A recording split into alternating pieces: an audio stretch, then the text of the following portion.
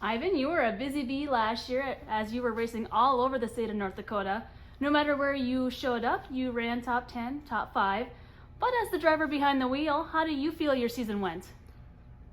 The season was good. We went to 30-some shows.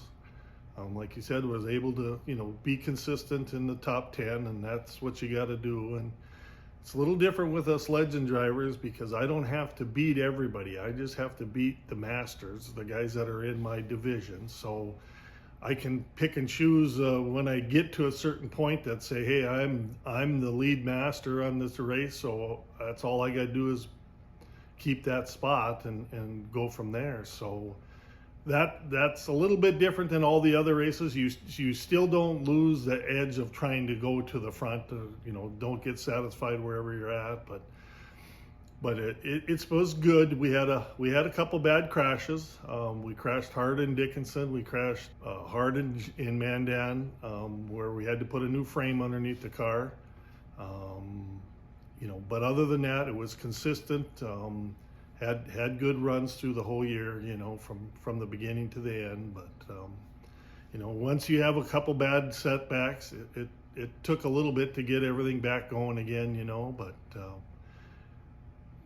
for the season to end up and keep the consistency, brought me the national champion for the Golden Masters, which is a pretty good feat because there's a lot of legend racers in the whole United States. So doing that just by going to enough shows, which we're very fortunate with North Dakota, we have lots of shows that we can do and don't have to travel very far. 100 miles, 150, and that helps, So to do that, it was, a fair season to end up with, You've been racing for many, many, many years. How did you get your start in racing? I'm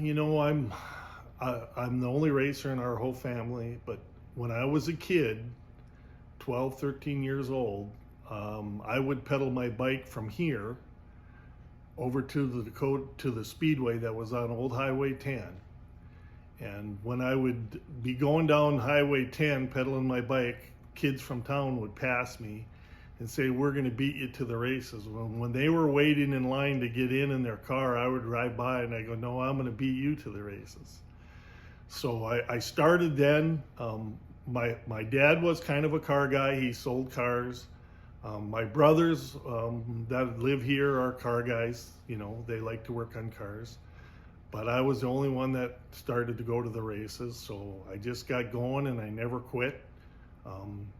Years when I went to Dacotah to the Speedway on Highway 10, Richard Seaman lost his tire, his right front tire. So I went and out through the field and had to go across the creek to find his wheel and tire. And when I brought it back, he said to me, he was so glad to get his tire back because he had taken it off the tractor.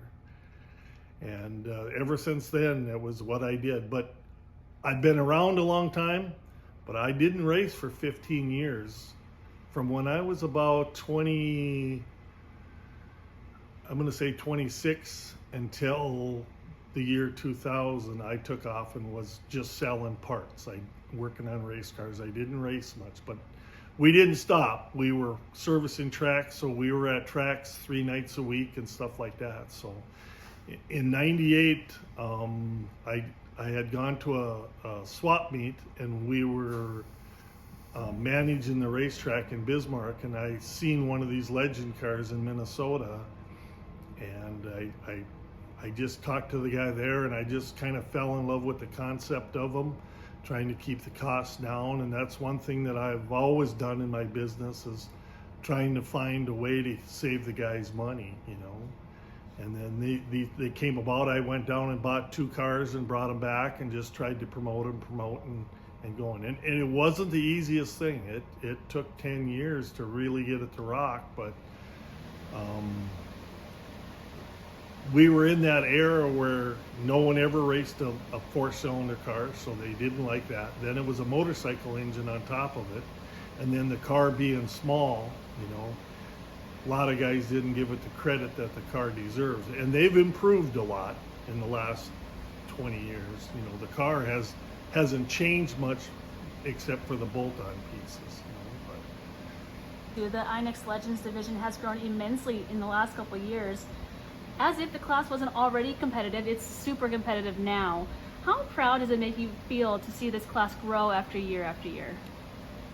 you know, it is something very important to me. For the fact is that Sheila and I never had any kids, so these are kind of our kids in our family. So when I see a young kid come into racing that knows hardly anything, and then in 4 or 5 years you see him grow into an excellent racer, it makes the guy proud, and it makes you want to, you know, be good and be around the things. So, and you're right, the competition level that we have here is by far, take these guys anywhere in the United States and they'll be on the top.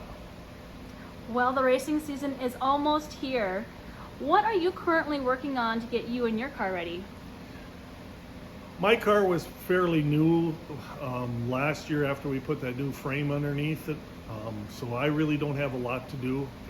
A little bit of painting on some fenders maybe and stuff, but I've got the car for sale. I've got a couple guys interested, and I have another new car sitting there. So if that car happens to go, then I'll drive another new car next year. So that's what's nice about these. The magic is really not in the car. It's basically in your race team. Where can your fans find you racing this summer? Friday nights, Dacotah Speedway. Thursday nights we'll be in Wishick. Saturdays I rotate in between Jamestown and Dickinson, and then specials like we go to Underwood and things like that. So if Don and I have a good winter, we're hopefully we can get a little time and take an early race in, maybe in Missouri or something in early April there, just to kind of knock the cobwebs off and get things kind of shaken. So